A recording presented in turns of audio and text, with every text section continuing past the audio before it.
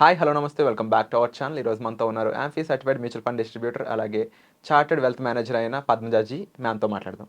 Hi ma'am. నమస్తే అండి. Financial independence అనేది ప్రతి ఒక్కరికి అవసరం. కాకపోతే ఉమెన్ మాత్రం ఎప్పుడు కూడా వెనకబడిపోయి ఉన్నారు ఈ నాలెడ్జ్కి సంబంధించి. ఈవెన్ దో వాళ్ళు మంచి మంచి జాబులు చేస్తున్న ఐటీ రంగంలో, ఫార్మా రంగంలో ఉన్న ఎక్కువ ఉమెన్ కూడా ఫైనాన్షియల్గా ఎక్కడెక్కడ ఇన్వెస్ట్ చేయాలి, వాళ్ళ దగ్గర ఉన్న మనీని ఎలా మేనేజ్ చేసుకోవాలో తెలియదు అనమాట. అసలు గవర్నమెంట్ కానీ లేకపోతే కొన్ని సంస్థలు ఉమెన్ కోసం ఎలాంటి అసెట్ క్లాసెస్ బిల్డ్ చేశాయి అనే విషయాలు కూడా చాలా మందికి తెలియదు. ఈ రోజు ఎపిసోడ్లో ఏదైనా 5 టిప్స్ ఇస్తారా, ముఖ్యంగా ఉమెన్ ఫైనాన్షియల్గా స్ట్రాంగ్ అవ్వడానికి? తప్పకుండా అండి. It's a very interesting topic అండి. సో బేసికల్గా ఉమెన్ చాలాసార్లు భయపడుతూ ఉంటారు ఇన్వెస్ట్మెంట్ అంటే. అదేదో రాకెట్ సైన్స్ అనుకుంటూ ఉంటారు. కాకపోతే ఇది చాలా సింపుల్ అండి. అండ్ చాలామంది నా యొక్క కెరియర్లో కూడా చూశాను, ఉమెన్ హూ ఆర్ ఎర్నింగ్, ఎవరైతే సంపాదిస్తున్న వాళ్ళు కూడా వాళ్ళ యొక్క ఫైనాన్షియల్ డెసిషన్స్ అన్నది వాళ్ళ హస్బెండో లేకపోతే ఫాదరో తీసుకుంటూ ఉంటారు.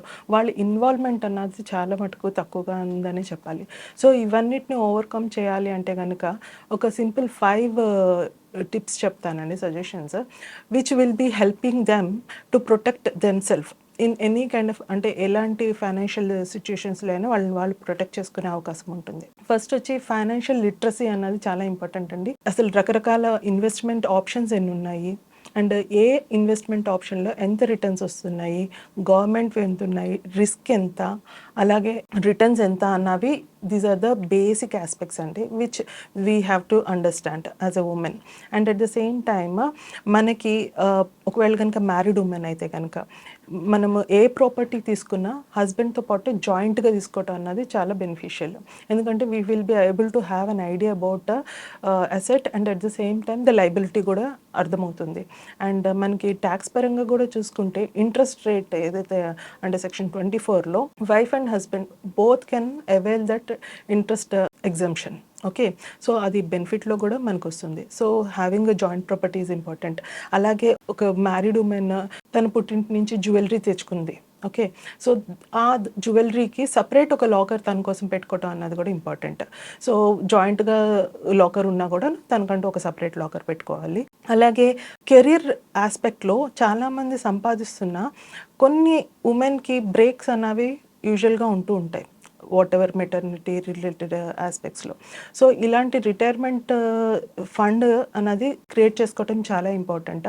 సో ఒక్కొక్కసారి ఏమవుతుందంటే ఈ బ్రేక్స్ మూలంగా వాళ్ళు కొంత ఎక్కువ ఇన్వెస్ట్మెంట్ అన్నది చేయటము చాలా మంచిది. ఎందుకంటే వాళ్ళ యొక్క కెరియర్ గ్రాఫ్ చూసుకుంటే మామూలుగా మెన్ ఎన్ని సంవత్సరాలు అయితే వాళ్ళు పనిచేస్తారో అన్ని సంవత్సరాలు ఉమెన్ పనిచేసే అవకాశం అన్నది కొంచెం తగ్గుతుంది. అలాగే లాంగివిటీ, అంటే ఓవరాల్గా లైఫ్ లాంగివిటీ కూడా చూసుకుంటే women survive more than men. So వీళ్ళకి రిటైర్మెంట్ కార్పస్ అన్నది చాలా పెద్దది అండ్ ప్రాపర్గా అన్నది బిల్డ్ చేసుకోవాలి. సో అదొకటి ఇంపార్టెంట్ థింగ్. అండ్ లాస్ట్కి వచ్చి like they need to have a separate bank account for themself ఒకటి, అండ్ అలాగే జాయింట్ ఫ్యామిలీ రిలేటెడ్ ఎక్స్పెన్సెస్ కోసం ఒక సపరేట్ బ్యాంక్ అకౌంట్ కూడా పెట్టుకోండి. కానీ తన యొక్క ఇన్వెస్ట్మెంట్స్, తన యొక్క రిలేటెడ్ ఆస్పెక్ట్స్ గురించి మటుకు తన ఇన్వెస్ట్మెంట్ సపరేట్గా ఒక బ్యాంక్ అకౌంట్ పెట్టుకోవటం అవసరం. సో ముఖ్యంగా ఇలాంటివి వాళ్ళు పాటించాల్సిన వాటిలో ముఖ్యమైన విషయాలు అంటారు.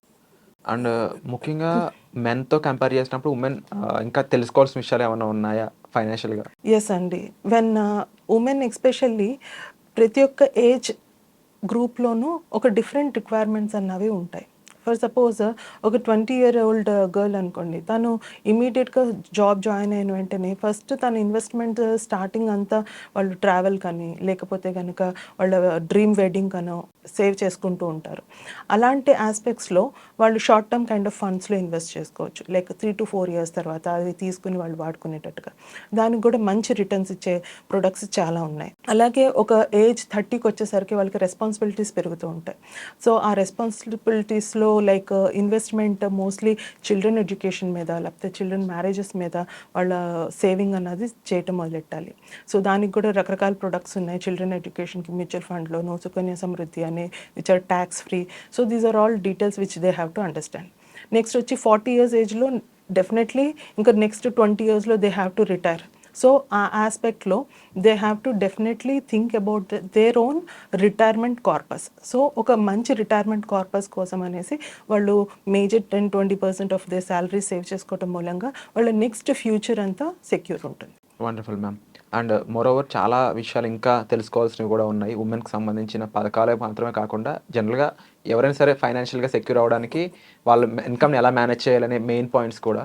సో అవన్నీ కూడా వచ్చే ఎపిసోడ్లో కంపల్సరీ డిస్కస్ చేద్దాం. And thank you so much for the information. Thank you so